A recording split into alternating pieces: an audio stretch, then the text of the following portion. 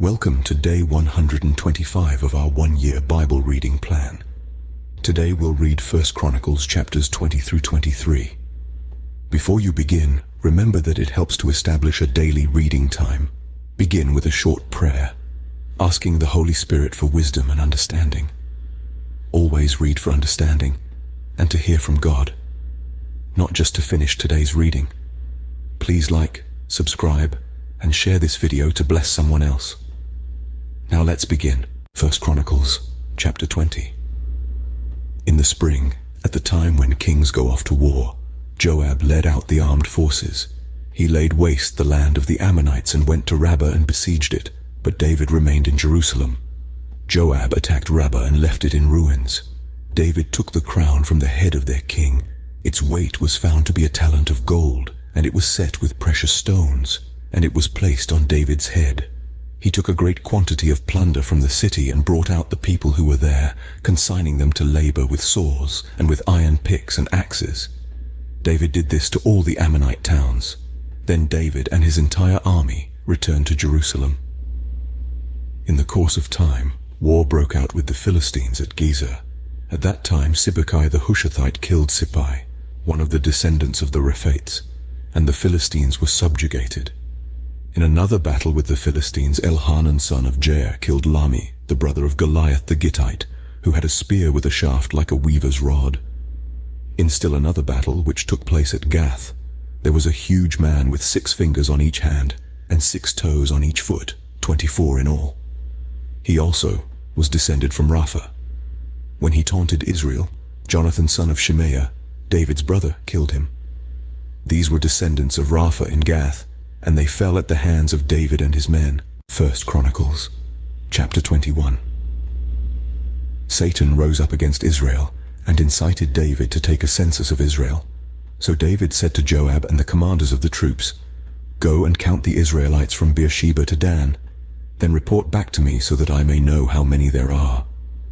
But Joab replied, "May the Lord multiply his troops 100 times over. My lord the king, are they not all my lord's subjects? Why does my lord want to do this? Why should he bring guilt on Israel?" The king's word, however, overruled Joab. So Joab left and went throughout Israel and then came back to Jerusalem. Joab reported the number of the fighting men to David. In all Israel, there were 1,100,000 men who could handle a sword, including 470,000 in Judah. But Joab did not include Levi and Benjamin in the numbering, because the king's command was repulsive to him.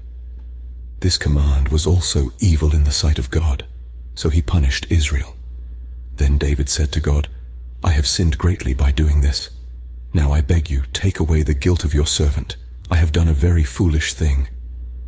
The Lord said to Gad, David's seer, verse 10, "Go and tell David, this is what the Lord says. I am giving you 3 options. Choose one of them for me to carry out against you."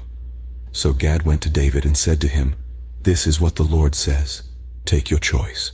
3 years of famine, 3 months of being swept away before your enemies, with their swords overtaking you, or 3 days of the sword of the Lord, days of plague in the land, with the angel of the Lord ravaging every part of Israel. Now then, decide how I should answer the one who sent me." David said to Gad, "I am in deep distress.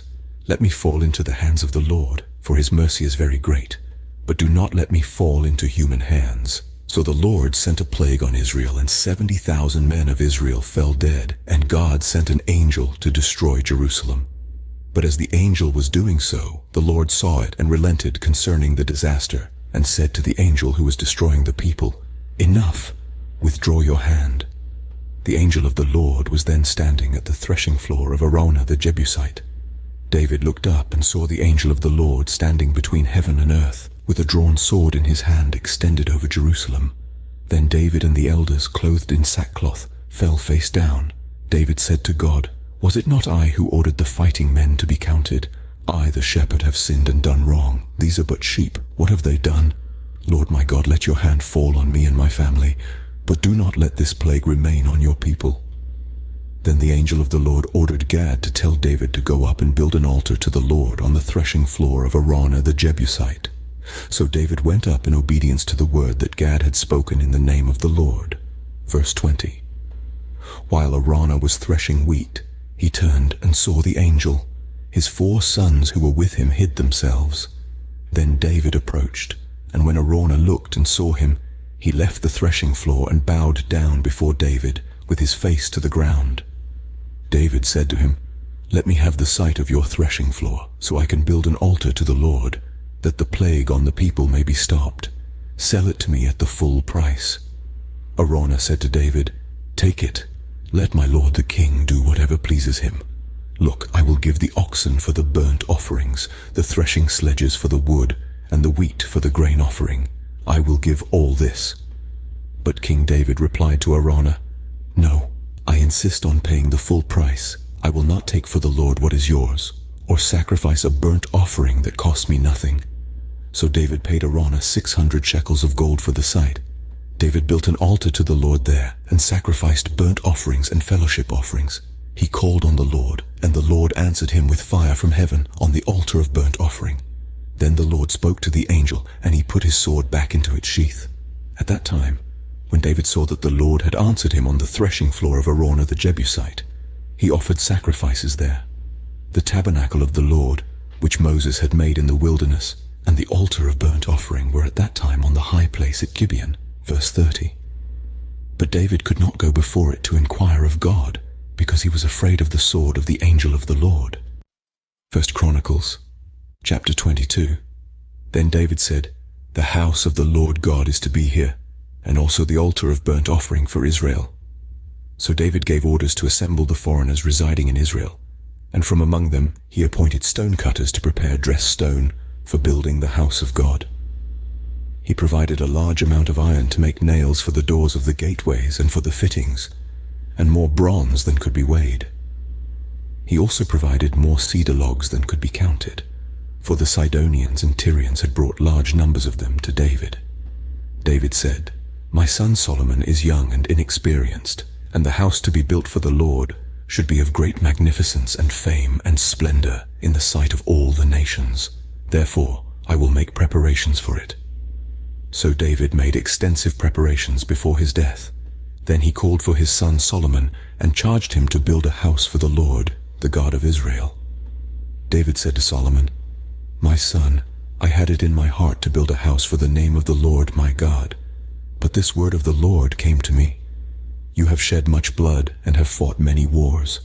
You are not to build a house for my name, because you have shed much blood on the earth in my sight. But you will have a son who will be a man of peace and rest, and I will give him rest from all his enemies on every side. His name will be Solomon, and I will grant Israel peace and quiet during his reign." Verse 10. He is the one who will build a house for my name. He will be my son, and I will be his father, and I will establish the throne of his kingdom over Israel forever. Now, my son, the Lord be with you, and may you have success and build the house of the Lord your God as he said you would. May the Lord give you discretion and understanding when he puts you in command over Israel, so that you may keep the law of the Lord your God. Then you will have success if you are careful to observe the decrees and laws that the Lord gave Moses for Israel. Be strong and courageous. Do not be afraid or discouraged. I have taken great pains to provide for the temple of the Lord 100,000 talents of gold, 1,000,000 talents of silver, quantities of bronze and iron too great to be weighed, and wood and stone. And you may add to them. You have many workers, stone cutters, masons and carpenters, as well as those skilled in every kind of work in gold and silver, bronze and iron, craftsmen beyond number. Now begin the work, and the Lord be with you." Then David ordered all the leaders of Israel to help his son Solomon. He said to them, "Is not the Lord your God with you? And has he not granted you rest on every side? For he has given the inhabitants of the land into my hands, and the land is subject to the Lord and to his people. Now devote your heart and soul to seeking the Lord your God. Begin to build the sanctuary of the Lord God, so that you may bring the ark of the covenant of the Lord and the sacred articles belonging to God into the temple that will be built for the name of the Lord." 1 Chronicles, chapter 23. When David was old and full of years, he made his son Solomon king over Israel. He also gathered together all the leaders of Israel, as well as the priests and Levites. The Levites 30 years old or more were counted, and the total number of men was 38,000. David said, "Of these 24,000 are to be in charge of the work of the temple of the Lord, and 6,000 are to be officials and judges. 4,000 are to be gatekeepers, and 4,000 are to praise the Lord with the musical instruments I have provided for that purpose." David separated the Levites into divisions corresponding to the sons of Levi, Gershon, Kohath, and Merari. Belonging to the Gershonites, Ladan and Shimei. The sons of Ladan, Jehiel the first, Zetham, and Joel, 3 in all. The sons of Shimei, Shelomoth, Haziel, and Haran, 3 in all. These were the heads of the families of Ladan. Verse 10. And the sons of Shimei, Jahath, Ziza, Jush, and Beriah. These were the sons of Shimei, 4 in all. Jahath was the first and Ziza the second, but Jush and Beriah did not have many sons, so they were counted as one family with one assignment. The sons of Kohath, Amram, Izhar, Hebron, and Uzziel, 4 in all. The sons of Amram, Aaron and Moses. Aaron was set apart, he and his descendants forever, to consecrate the most holy things, to offer sacrifices before the Lord, to minister before him, and to pronounce blessings in his name forever. The sons of Moses, the man of God, were counted as part of the tribe of Levi.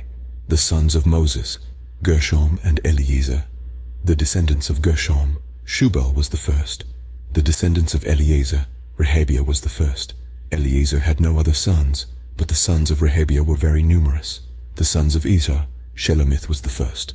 The sons of Hebron, Jeriah the first, Amariah the second, Jahaziel the third, and Jekameam the fourth. Verse 20. The sons of Uzziel, Micah the first, and Ishiah the second.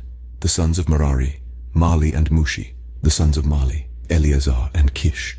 Eleazar died without having sons. He had only daughters. Their cousins, the sons of Kish, married them. The sons of Mushi, Mali, Eder, and Jeremoth, 3 in all. These were the descendants of Levi by their families, the heads of families as they were registered under their names and counted individually, that is, the workers 20 years old or more, who served in the temple of the Lord. For David had said, "Since the Lord, the God of Israel, has granted rest to his people and has come to dwell in Jerusalem forever, the Levites no longer need to carry the tabernacle or any of the articles used in its service." According to the last instructions of David, the Levites were counted from those 20 years old or more. The duty of the Levites was to help Aaron's descendants in the service of the temple of the Lord, to be in charge of the courtyards, the side rooms, the purification of all sacred things, and the performance of other duties at the house of God. They were in charge of the bread set out on the table, the special flour for the grain offerings, the thin loaves made without yeast, the baking and the mixing, and all measurements of quantity and size. Verse 30. They were also to stand every morning to thank and praise the Lord. They were to do the same in the evening, and whenever burnt offerings were presented to the Lord on the Sabbaths, at the new moon feasts, and at the appointed festivals. They were to serve before the Lord regularly in the proper number and in the way prescribed for them. And so the Levites carried out their responsibilities for the tent of meeting, for the holy place, and under their relatives the descendants of Aaron, for the service of the temple of the Lord. This concludes 1 Chronicles chapters 20 through 23 for day 125. We hope you're enjoying these daily videos. Remember to check the description box for links and resources. Thank you for watching. Please like, share, and subscribe. Your support helps spread God's word to reach more people on YouTube. We'll see you in the next video for our day 126 reading.